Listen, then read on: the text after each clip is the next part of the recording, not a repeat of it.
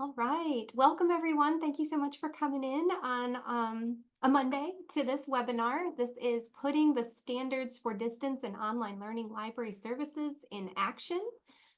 We've got, I think, a good session for you today. I'd like to introduce myself, and then our committee members are going to go ahead and introduce themselves as well. My name is Natalie Haber. I am the online learning and our online services librarian over at the University of Tennessee at Chattanooga, and a very long time member of the distance and online learning section. And I think I will pass it to Melissa, I think, next. I'm Melissa Atkinson. I'm the Director of Distance and Online Library Services at Abilene Christian University in Abilene, Texas.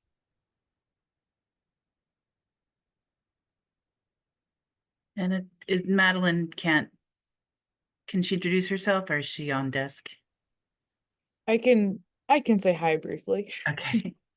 Hi everyone, my name is Madeline. I work at the University of Cincinnati in the library that serves the College of Education, Criminal Justice, Human Services, and School of IT. And I'm currently at the front desk of the library, so you might only see me right now. And I'm Jana Matson. I'm the online learning coordinator and instruction librarian at George Mason University, which is in Fairfax, Virginia. Great. So now it's time for you all to say hi back in the chat, if you don't mind. Would you tell us where you are joining us from? And as a little icebreaker, what is your favorite gas station snack? For posterity, for me, I can't say no to Doritos, especially on a road trip. I'm a Doritos kid. So if you want to take a minute, we'll do a little bit of feedback through the chat about where you're coming from and what your favorite snack from a gas station is. Oh, Tracy Coyne, quick with it. Over from Northwestern, potato chips. Is that Utz potato chips? Okay, hang on. Let's see what else we've got. Donna is coming. Oh, they're coming in fast. Here we go. I just saw Donna. Augusta and almond Snickers. You know, I haven't tried it. I got to get on that. Frida coming from St. Catherine University in St. Paul, Minnesota. Sun chips, a classic. Love it. Christina from Rochester says Pringles. I think we're into chips, y'all. I like it. Okay. Laura from SUNY Oswego, Payday Bar. Okay. I haven't had a payday in many moons. I'm going to keep scrolling. Melissa from FIU, hot fries. Yes, with the spice. I am all about the spicy snacks. All right, let's see. Oh my gosh. Well, we've got a lot of people here today. I'm excited to see this. Charlie from Ball State in Muncie, Indiana, salt and vinegar chips. Sorry, I can't read them all, but we are so happy everyone is here. Andrew from Greenville, South Carolina, tries not to snack. Okay, you're better than the rest of us, Andrew. That's fine. I can handle that. That's okay. Oh, and then Amy on the flip side from, I don't know, I'm going to butcher that. Wahpeton, North Dakota, favorite snack, never met a snack I didn't like. Okay, Amy, after my own heart. Love it. All right. Well, thank you all for joining us. We are excited to talk about the standards and apparently gas station snacks. That's a good one. So thanks so much. Today, we've got a brief agenda here. We're looking at how the new standards came to be. So it was a multi-year process before we published these and had them approved by the ACRL board. We'll take a deep dive into each standard and the language surrounding the standard and the benchmarks that we wrote. And then we've got a couple of things to help you utilize the standards. We have a worksheet and a toolkit. And then Melissa's going to talk a bit about the ways that Melissa uses the standards at her institution to kind of get you thinking about some things there. And then we've got a little bit of a share back at the end about online learning generally at your institution. So that's what we've got headed your way now. So our writing process looked like this. We very much, it was I already said this, multi-year process. It did take many years to get to the point where we were ready. There's a cycle with ACRL guidelines and standards that they want you to take a look every 5 years in a cycle. And so we did begin that process 5 years after the previous standards had been published, which was 2016. So I think it was the 2019, 2020 committee started the work of looking, and then we really got into it in the years following that. So 21, 22, and then they finally did pass through in 23.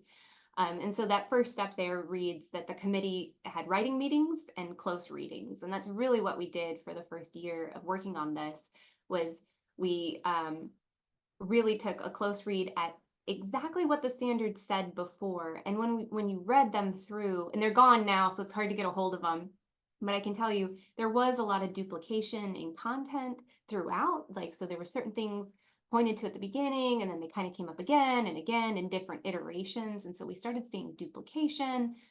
We ultimately realized that as we were reading closely, we weren't going to be able to take it, edit it as we went. We really needed to start over. But what we did was try to keep a bunch of guiding questions in the forefront of the work the committee was doing. And our guiding questions were these. I didn't make a slide. I thought I'd just read them to you. But what standards of library services are specific to distance and online learners, right? So the forefront of this document has very much to do with the distance and online learning community. We asked what differentiates these standards from others, particularly the standards for libraries in higher education or other similar standards that deal with all populations, not just distance and online learners. What language in the current iteration of the standards, which was the 2016 version, were useful to our members, what needed to be retained, right? What was repetitious, dated, or superfluous, because there was a bit of that. I don't know, for those of you who maybe remember the old document, it was very long, and there was superfluous content in there. And then how do we make this more concise, more up to date with what we're living in now, while retaining that essence of the original document, which was very much like a call to action. Hey, don't forget distance and online learners was the purpose. From there, we realized we really did want membership input. So we conducted a survey and we got 49 respondents, which actually, that's not too bad considering it's not the largest section, the distance and online learning section. And we focused that survey on priority, right? So what do you find most useful? What's the least useful? And we utilized that in the next stages of our writing. And so Jana was the chair during that time. So I'm going to go ahead and turn the mic over to her so she can finish talking about this process. Right. So after we got the information from my colleagues via the survey, we did standards from different but related fields like instructional design, fields like that. And we also deconstructed the text of the standards using Trello to give us a better sense of, what was in there already that we needed to keep, any gaps, that kind of thing, and what we could get rid of. And we wanted to create a really highly practical document that could be used by academic institutions of any size. And we also want to emphasize that the support of distance and online communities is a responsibility of the entire library and not just the online learning librarian. And from all this, we came up with 7 standards with brief definitions and benchmarks that could serve as potential activities for library workers to engage in to help the institution meet the standards. And after sharing the draft publicly for an open comment period and then incorporating that feedback, the standards were accepted in February 2023. And here they are in all their glory. We've got vision and strategic planning, diversity, equity, inclusion, and accessibility, personnel, collections and access, research and instruction, assessment, and then finally financial support.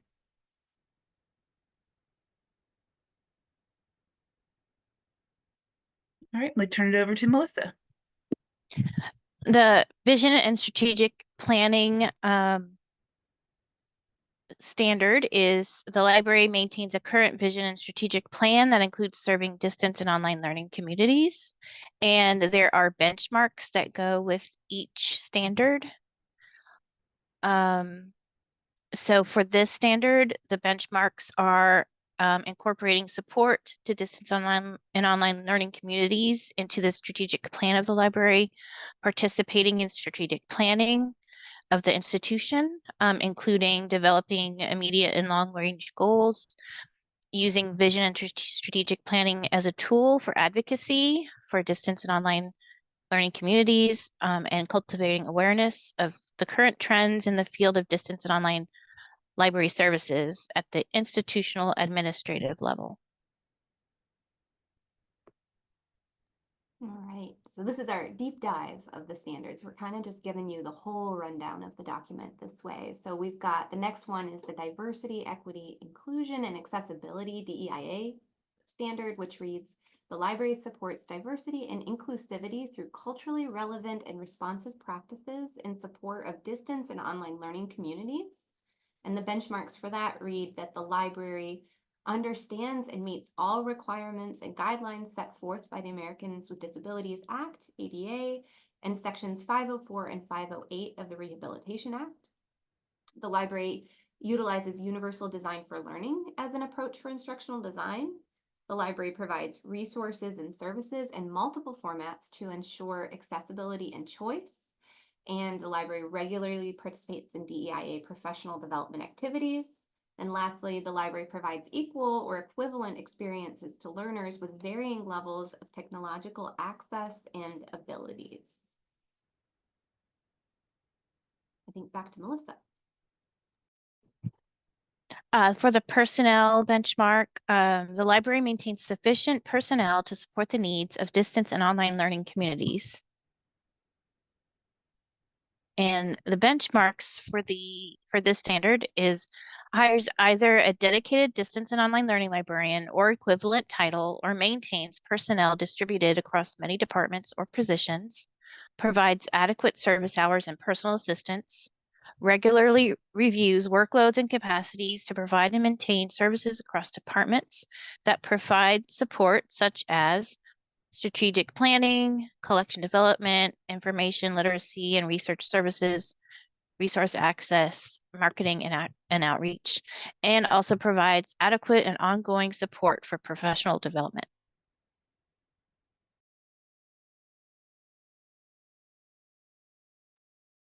All right, for collections and access, the standard reads, the library provides necessary resources and services for distance and online learning communities, right? So it's a very broad one, just it's a staple. And then the benchmarks here say, the library ensures the provision of reliable, rapid, and secure access to online resources, develops policies for delivering hard copy and electronic materials, prepares and updates collection development and acquisition policies to reflect the needs of the community, regularly reviews library resources and materials to ensure sufficient coverage and appropriateness of format, markets and promotes the library collections directly to distance and online learning communities, and finally supports open access and open education resource initiatives.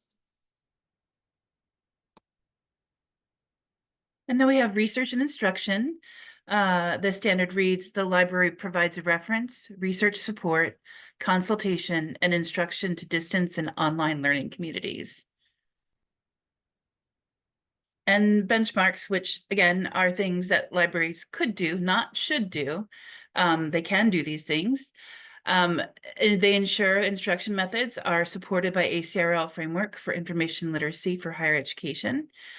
Creates appropriate learning outcomes specific to that institution, and encourages library instructors to work collaboratively with teaching faculty to include information literacy, instruction into distance and online courses and programs. This has a lot of benchmarks. So we talked a lot about this one, didn't we, Natalie?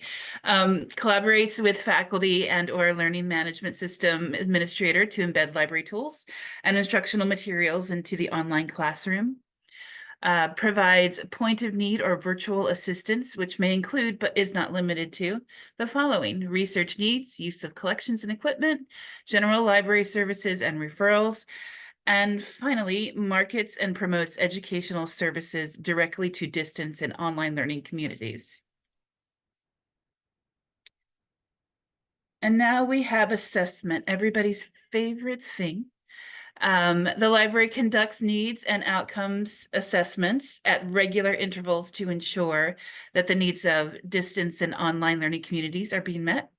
These needs include, but are not limited to, resources, collections, personnel, library research and instruction, distance learning facilities, DEIA initiatives, and technology. And then our benchmarks. The library identifies useful metrics, ideally aligned with the vision and strategic goals of the institution. The library utilizes different types of assessment, which may include surveys, tests, interviews, student learning, statistics on library use and collections, as well as data on staff and work assignments. Assessment could involve distance and online learning community representatives, including administrators, faculty, and students. And the library compares the library as a provider of distance and online learning services with its peers. And turning it back to Melissa. For the financial support benchmark reads, the library and the institution provides funding to support distance and online learning communities. Financial support is an underlining and essential principle for the success of all the standards listed in this document. And this one has two benchmarks. Advocates for continued financial support from the institution for existing programs, advocates for additional financial support for any expansions or increased enrollment.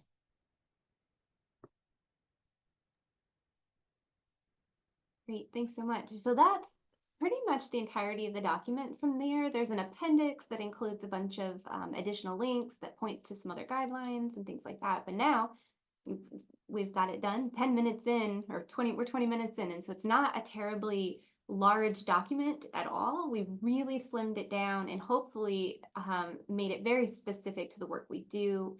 I think, as Jana mentioned at the beginning, it's the shift from the old document to this new one, a lot of it had to do with like the idea that it's not all on one person's shoulders, that it's very much that the library does these things. And again, these benchmarks listed are not mandatory. These are one way of meeting the standard. The standard is so like the thing right before the benchmarks for each one. That's what you want to meet. The benchmarks are suggested language or suggested ideas that you might that might point to the meeting of those standards. So we've got a couple of ways that we've come up with to help folks meet the standards. The first one is the worksheet. So I'm going to go ahead and I've got the link up. I thought I had it. I do have it. Here it is. Of course, this is just going to open up a Google Sheet. So I'm going to put it in the chat, and it's just this sheet. Oh, I direct messaged Lois just now. Just kidding. Here we go. I'm going to get it to everybody. Here it is. This is the spreadsheet. And I think I have it up. I'm going to just toggle screens a little bit. So here it is. I see lots of people joining us in this worksheet. This is one of those things that's feel free, come on in. It's linked from the standards. And I think maybe I had also meant to drop the standards themselves, which I didn't do. So I'll do that now as well in the chat. And those are linked, the standards also have this worksheet. It's the first link right before the standards begin. And essentially this is a spreadsheet where we've got the standard, the definition of the standard, and we wrote right in here, suggested benchmarks. And then there's room for you all to go ahead and write how the standard's being met at your library, any planned improvements or additional notes. And so if you're working on this as the sole distance learning librarian, maybe you fill it out. If it's more of a distributed approach, maybe this is a worksheet that you could work on with a group of folks that represent different areas of your library. That's perfectly acceptable as well. This is just one way. I utilize this very frequently. I wouldn't say I'm quite on a yearly basis, but definitely every other year I try to really refresh the worksheet for my own self so that I have targets. I'm the online services person. I'm definitely not the top of the totem pole at my institution or in my library, but I use this for personal goal setting and things like that. Oh yeah. Thanks, Madeline. Madeline just said in the chat that the worksheet's also linked on our standards page. So that's great.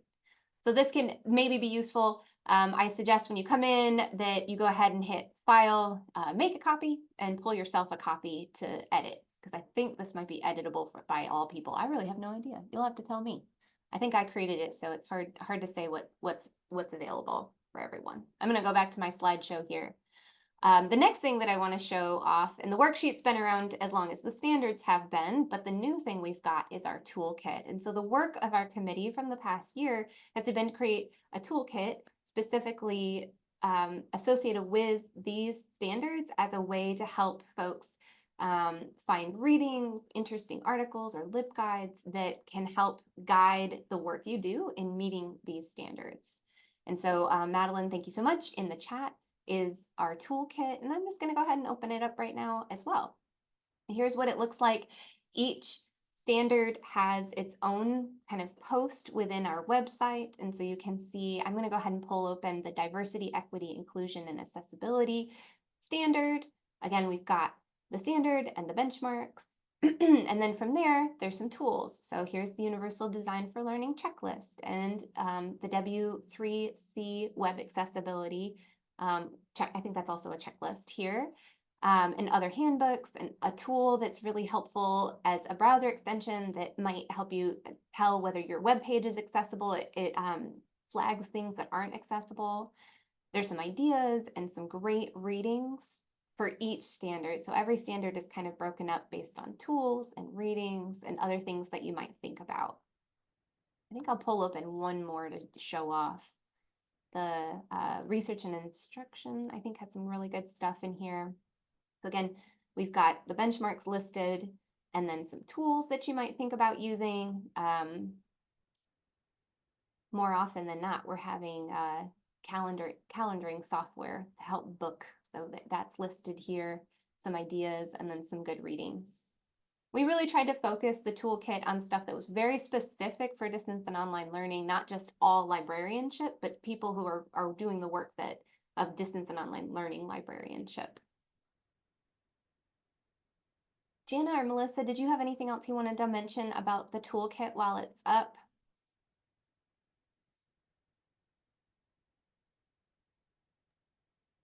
Is there a suggestion link on the website? I can't remember if we put one there. I'm not sure. We should add a suggestion link. Yeah. Madeline's online. She can't talk to us right now, but we'll tell her. Go ahead. Suggestions are very welcome. Get this slide. Okay. I'm going to just refresh my page here. Oops, now I've lost my, oh no, I didn't lose my spot. So that's our toolkit. We're really excited about it. We hope you find it useful. Okay, she can hear but can't talk. Well, Madeline, we're going to suggest that we put a suggestions box. So if there's other things that you come across, feel free to let us know. We hope this is a living resource that changes and gets updated over the years. Or likewise, if you ever find a dead link, please let us know. We'll take care of it on the back end. Sometimes, as we all know, guides become outdated so quickly, unfortunately. So there's our toolkit. So we've got another input from the crowd because I think we've got time for it.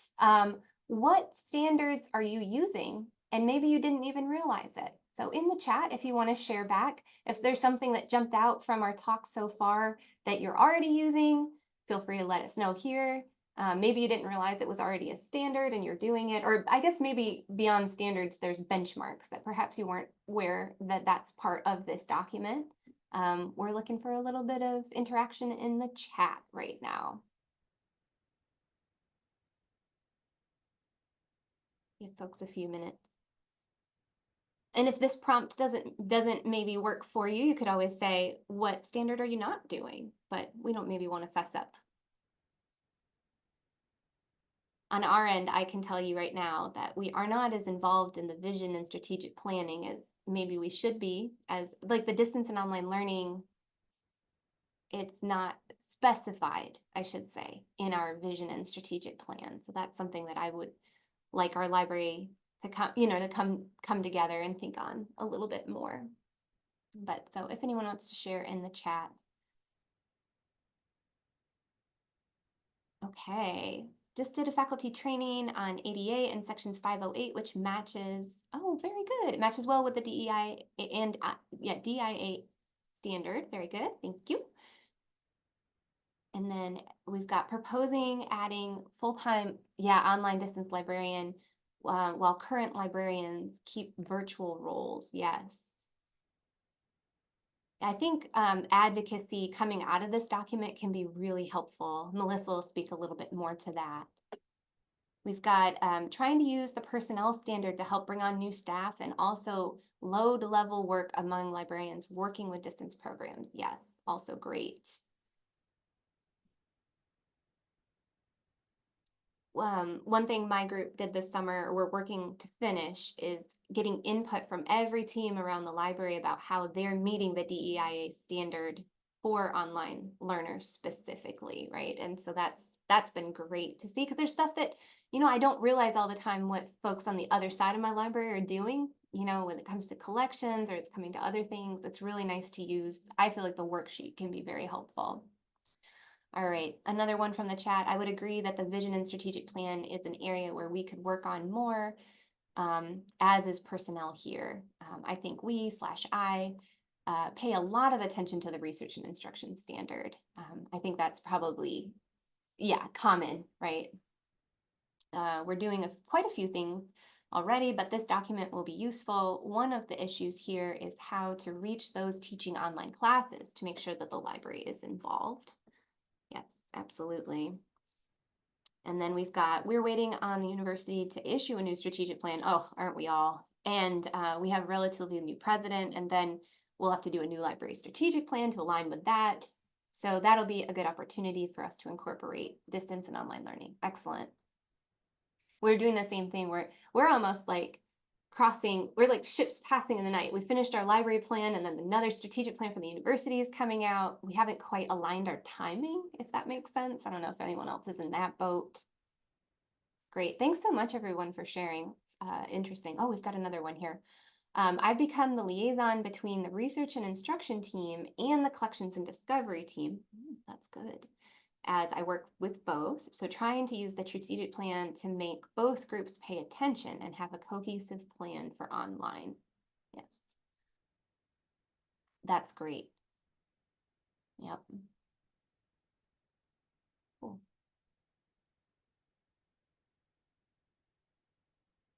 Excellent. Well, thanks so much. I'm going to move along and pass the mic over to Melissa.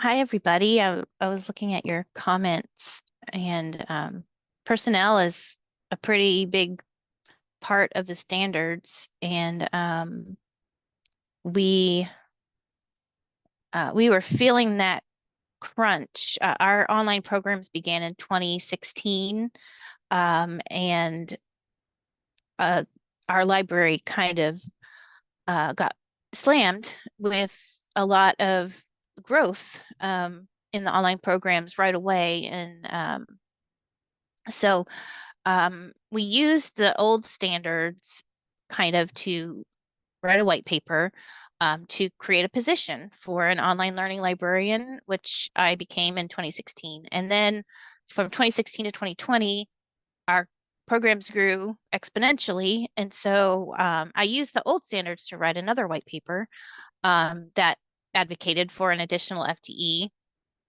And about that same time, we got a new dean, and he read the white paper, and he was like, yes, you need a new person.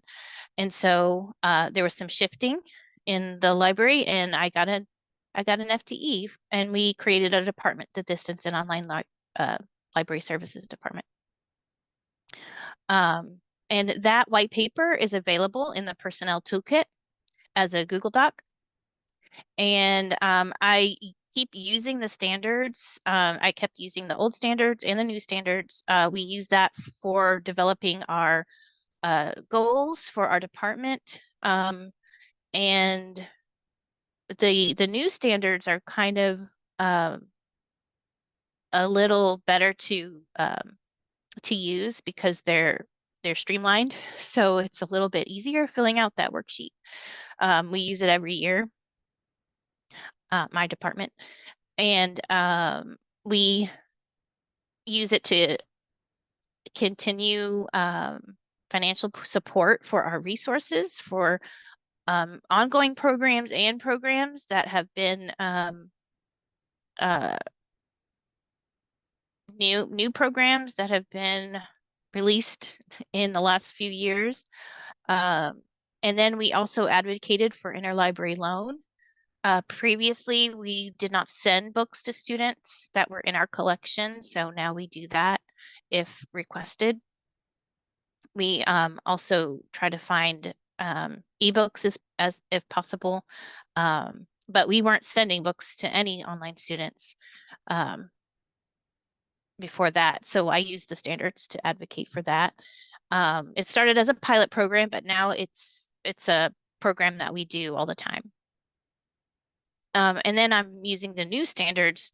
I created a white paper to advocate for an additional FTE, which we have not gotten yet, but I continue to rewrite my white paper every year so that it's on file. And I'm using the new standards for that. And a copy of that white paper is also available in the toolkit under personnel with the new standards. Did I cover everything, Natalie? I think you did. And Okay. thanks so much for sharing all that, Melissa. I think Melissa is one of those people that like hit the ground running with the old standards and the new, and has been like very helpful in understanding how to use them. And so this very real example of like, hey, I mapped everything and said, y'all, we don't have the things, we don't have enough people, and it worked out, which is really excellent to see.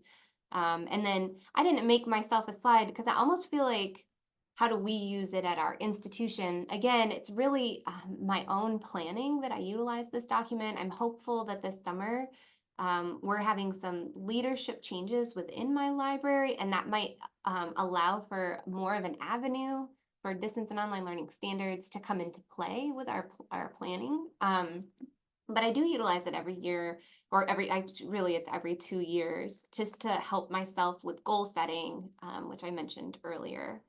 Jana, did you have anything you wanted to share about how you use them at your institution? I'm in the same boat as a lot of other people in that we recently got a new dean of the libraries, a new AUL that heads our department. We're transitioning our learning management system. So all these changes are going on, and I feel like things need to settle a little bit until I can actually use the thing. Yes, I would agree with that. That's exactly where I'm at. Although I will say that when I first took this role, it was 2014, and so it was the older iteration of the standards. And boy, I used them a lot because I had no idea what was meant from, 10 years ago. What did it mean to be an online services librarian or online learning librarian? And I do find them to be very helpful when it comes to just trying to sort out job responsibilities and taking some of the language to discuss it with some colleagues who also maybe don't know what the job is. It gives you language to use and say, hey, you know what, this is what we're responsible for. And maybe it can help you get a seat at the table when it comes to, I don't know about how your institutions are set up, but at mine, we have our research and instruction team, which is what I'm on. And then we have a whole separate team that deals with the website. And so how do those two teams talk to one another? And so I think the standards give us some really good language about accessibility and websites and things like that. And so much of the work we do overlaps with what other teams of the library are doing. And so I just wanted to scroll back up through the chat just a minute because somebody had mentioned that the other struggle is the easy urge to make assessment of asynchronous learning very metric heavy. So a lot is counted, but not a lot is meaningful. I think we can all attest to like the problems with gathering data. I struggle with knowing there's a need for data, but not personally finding that kind of data relevant to the library, higher ed, or students. And so that's also an interesting thing to think about when it comes to the collection of data. I'm sure we've all had that moment where we're like, why are we counting all of the things? Because it doesn't always tell the story that we need it to tell. And what the standards have tried to do in the assessment piece is say, you need to assess things, but also assess student learning. So there's like the combination. It's like how many times things are being used, but also how do we assess online learning?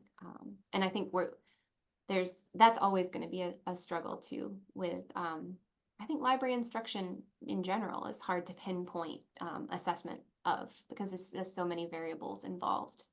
Yeah. Mm. Well, thanks so much. We'll move to the next thing, which is going to pass the mic over to Jana for our final share back.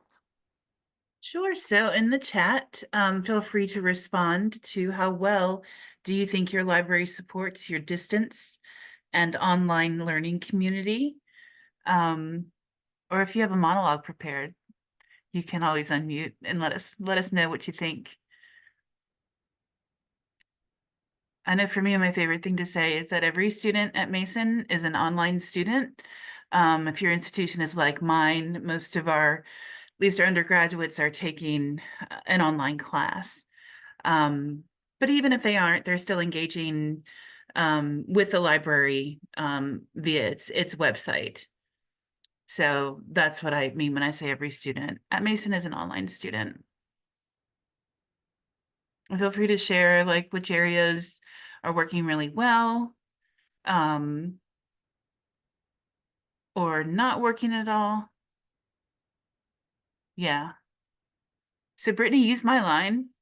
Every student is an online student.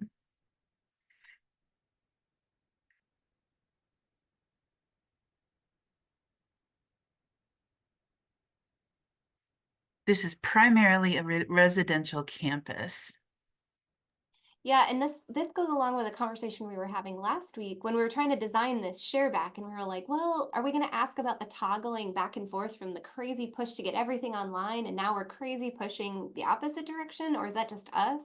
And so yeah, absolutely, we've got that now too, where it's like, well, we had every section of the comp program had an online, you know, everyone could take it that way. Now they've switched it so everything's hybrid. So it'd be interesting to hear too, you know, how well are you working with the online community, and then, you know, how much is going online now?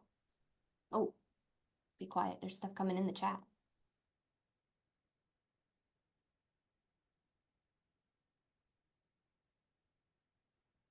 Yeah, we just thinking about the time, I have to beat that drum a lot. We have a Korean campus. And even if you know, if our faculty, they could be anywhere, like, you know, the campus is in Virginia, but some of our faculty are in California, they're in Florida. So the hours thing, I totally get that.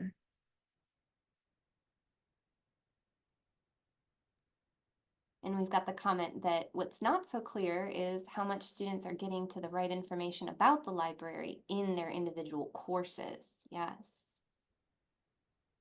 And then shrinking undergrad enrollment, and the grad and online learner programs are definitely don't get their fair share of resources. We see that too with our transfer population, where we're not sure because they didn't come in as freshmen. So what do they know about us and about the library?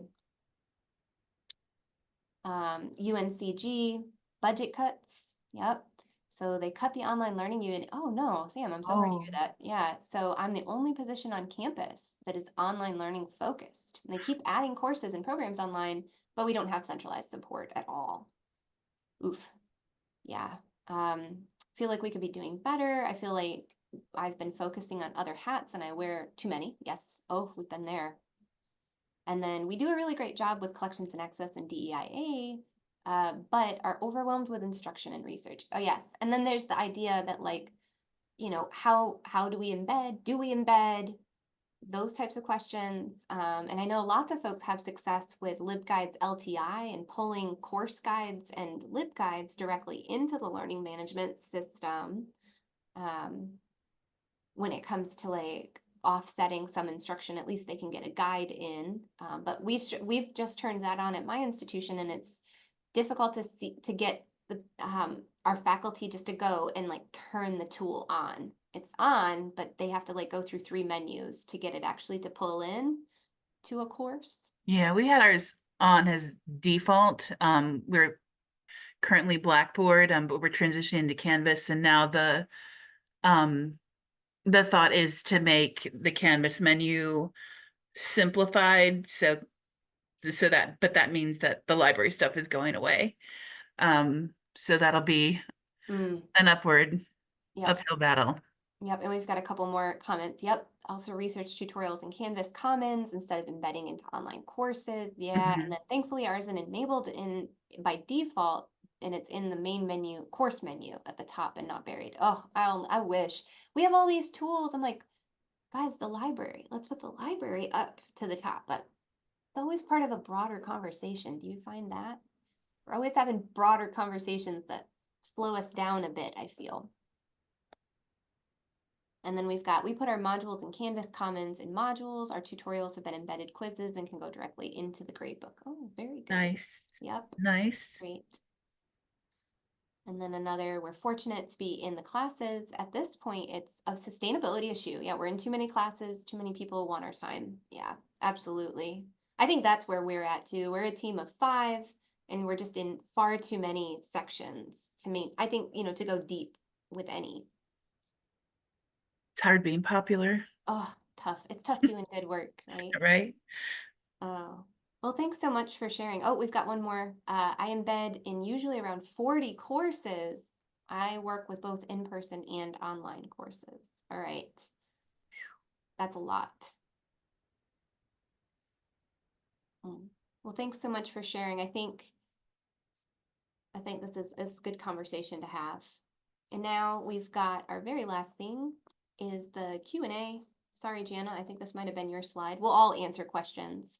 So what questions can we answer about the standards, about utilizing the standards, the toolkit, the worksheet, or anything else that we brought up today? What kinds of questions do we have? Or if you want to pose a question to the group of folks that are here, what can we answer for y'all?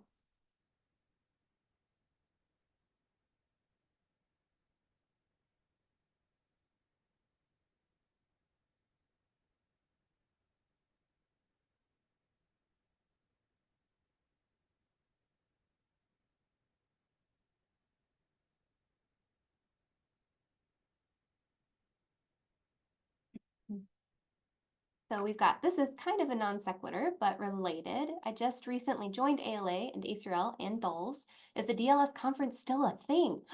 I don't think so. It would have been this year because the last one was in 22. But if anyone else has heard anything else, it was being passed around from different institutions. And last time it was at Purdue, but I don't know if anyone picked up the reins after that. Has anybody in process or planning? Oh, and then somebody got here late. Can we reshare links to the documents? Absolutely. We'll get those into the chat, Jamie. Anybody know anything about DLS conference? Anybody want to try to get it going again? It was such a good conference. I had a good run. I know. It would be nice if it were actually online. I think if it goes again, it should be put online. Mhm. I think we could, and that was always something a little bit different. So we had the section, and then the conference was actually run from Central Michigan, and it was like a different group. And actually, the acronym stood for something different. It was like Distance Library Services instead of whatever, Distance and Online. Oh boy, I'll blow it in front of all this whole group. But it was actually 2 separate groups that ran it. Yeah. And then we've got a question, how intense is your embedded model? 40 courses is so many. Yeah, we would like to hear more there, Ruth. In the chat, I'm going to go ahead and drop some links. Here we go. So here's the standards themselves. Here is the toolkit. Oh, sorry, I'm jumping ahead. Here we go. Oh, okay. Melissa said that emailed Wave, who was part of the group that did the last one, and asked and she had asked if our institution wanted to host it, but we had just finished hosting a different thing. If anyone wants her email, I can send it. So thanks so much, Melissa. And then we've got the biggest struggle is library workers, especially those in research and instruction, don't seem to think online teaching and learning and research support is fun or teaching. So getting support for vision and strategic planning is challenging. That makes all the other standards related to implementation, refinement, monitoring, etc. challenging. How do you all address that? And then further, we've had some bad online learning experiences, but we've also maybe had some good ones. Aren't those bad ones just an impetus to do better? So presenters, let's have a reflection moment and see what we might come up with for Brittany.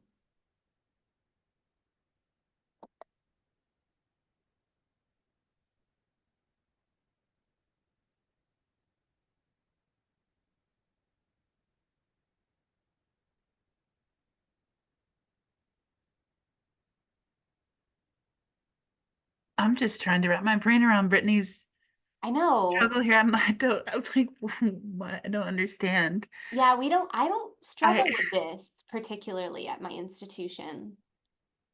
If anything, it's just like, oh, we have a need for this, Natalie, you go create it. Whereas I'm trying to like tell everybody, well, everyone's a content creator. Let's think, Right. I think that's my back and forth struggle more than not seeing it as teaching. I think it's absolutely teaching, although you're speaking to the right crowd here, Brittany, about it.